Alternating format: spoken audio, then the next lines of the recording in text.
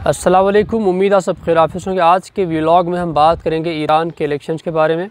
इस हफ्ते ईरान में इलेक्शन होने जा रहे हैं और इस पर मगरबी मीडिया की बड़ी नज़रें हैं और पाकिस्तानी मीडिया में इस पर इतना बात नहीं हो रही। अलबत्ता इंटरनेशनल मीडिया जो है इस पर बड़ा फोकस किए हुए है। इसलिए सोचा कि आपके साथ भी कुछ चीज़ें शेयर कर दें कि ईरान का इलेक्शन होता कैसे है और वहाँ जो सदर होता है कैसे मुंतखब होता है और सुप्रीम लीडर का क्या रोल होता है, सदर क्या करता है, पार्लियामेंट क्या करती है, सब चीज़ें आज के व्लॉग में हम बात करेंगे। चलें आगाज़ करते हैं।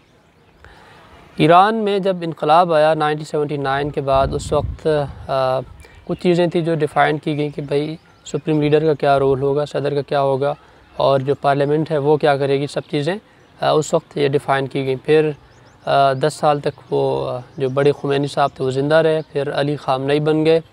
वो अब तक 1989 से लेकर अब तक वही हैं सुप्रीम लीडर। और सुप्रीम लीडर जो है फ़ॉरेन पॉलिसी से लेकर जो सिक्योरिटी के मसाइल होते हैं, इंटरनल इश्यूज़ होते हैं, वो सब चीज़ें वो देख रहा होता है। एक लिहाज से कह लें कि डीप स्टेट जो होती है, जिसके जो सबसे ज़्यादा ताकतवर इदारे जो होते हैं वो उनकी मुट्ठी में होते हैं सुप्रीम लीडर की। और जो मौजूदा सुप्रीम लीडर हैं ये चाहते हैं कि ईरान को जो है मुकम्मल इस्लामिक सोसाइटी बनाया जाए, एक ऐसा मुआशरा बनाया जाए जहाँ इस्लामी तालीमात हों, इस्लामी तालीमात के मुताबिक हम मुआशरे को ढाल सकें और फिर उसके बाद एक मॉडल मुल्क बनाए जो दूसरे ममालिक को डिक्टेट करे, जो दूसरे ममालिक को हिदायतनामे जारी करे कि आप एक इस्लामी मुआशरा कैसे बना सकते हैं। ये सब चीज़ें मौजूदा व्लॉग में भी हम आपको बताएँगे। और ये बड़े भयानक मनाज़र हैं जो आने वाले कल के हैं ईरान के, क्योंकि उसके असरात जो हैं मुमकिन पाकिस्तान पर इसलिए पड़ सकते हैं कि पाकिस्तान में एक बड़ी तादाद में ईरान के चाहने वाले यहाँ मौजूद हैं और वो चाहेंगे, वो भी कोशिश करेंगे कि ईरानी जो असरात हैं कुछ पाकिस्तान में भी आ जाए, क्योंकि वहाँ हार्ड लाइनर्स जो हैं, जो कंजर्वेटिव हैं, वो हमेशा से वैसे तो भारी रहे हैं। अभी जो रिफॉर्मिस्ट थे या फिर प्रैग्मेटिस्ट थे, उनको खड्डे लाइन लगाकर जितने हार्ड लाइनर्स हैं सबको आगे लाया गया। अब तकरीबन 600 उम्मीदवारों ने फॉर्म भरवाए थे, सदारती उम्मीदवार थे। उनमें से फिर 592 में से 7 बंदे नॉमिनेट हुए। 7 में से फिर 2 नाअहल हुए जिनको रोका गया इलेक्शन से।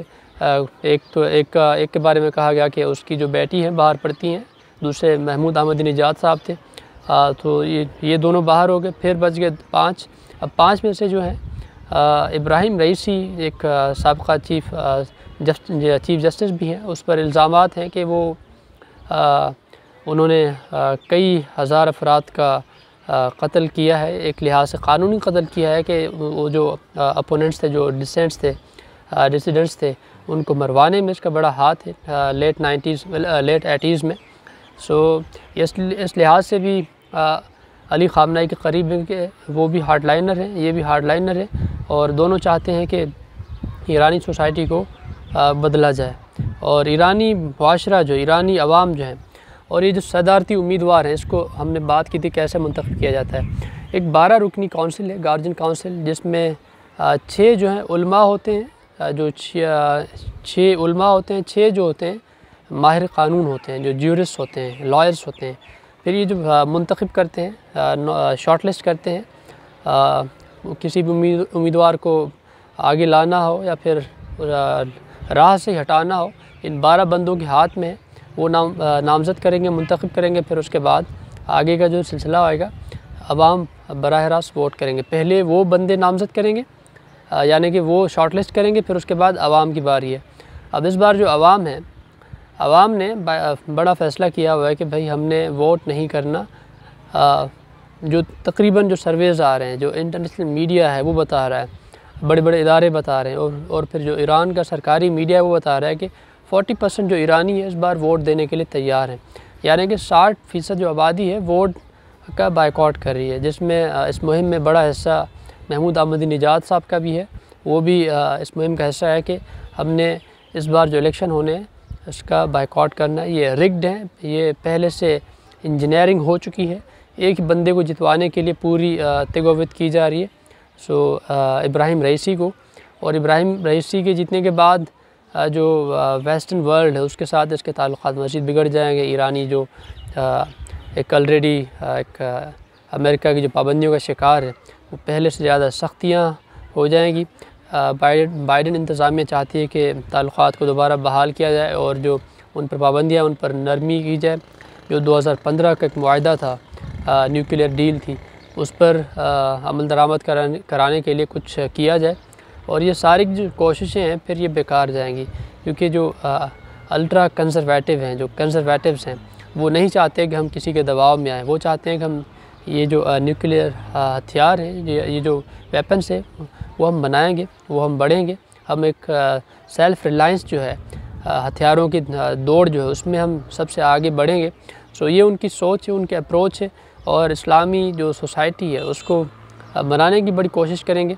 और सबसे बढ़कर कि आवाम तंग हैं और जो दीगर बड़े बड़े तजिया निगार हैं जो जिनकी बड़ी नज़रें होती हैं मिडिल ईस्ट पर, वो कहते हैं कि ईरान जो है बाहर कामयाब है, उसकी जो बाहर जो प्रॉक्सी वार्स हैं वो कामयाब हैं, लेकिन ईरान में वो नाकाम है। ईरान में उसका असर नहीं।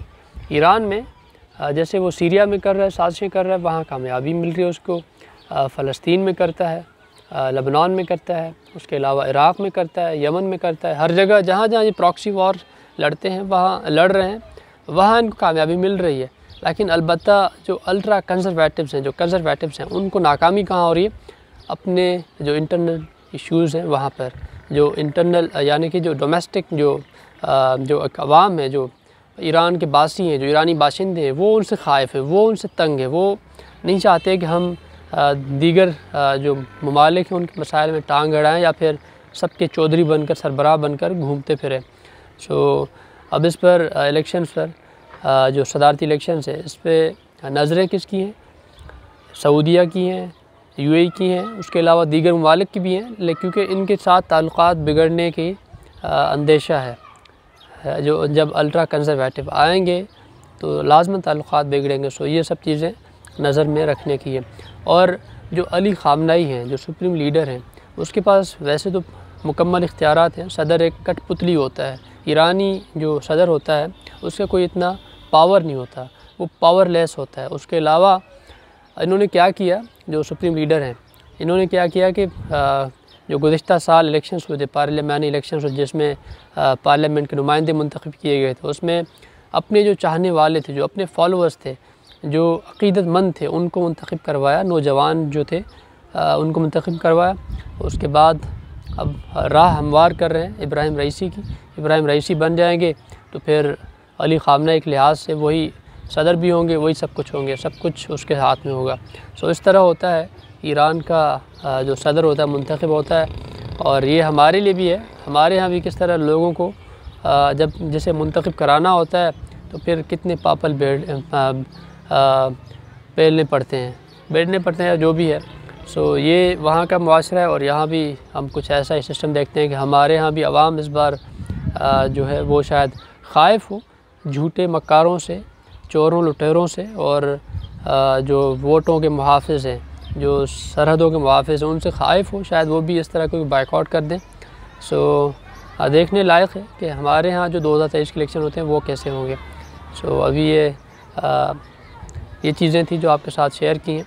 सो अगले व्लॉग में आपसे फिर मुलाकात होगी। तब तक के लिए इजाज़त दीजिए। अल्लाह हाफ़िज़।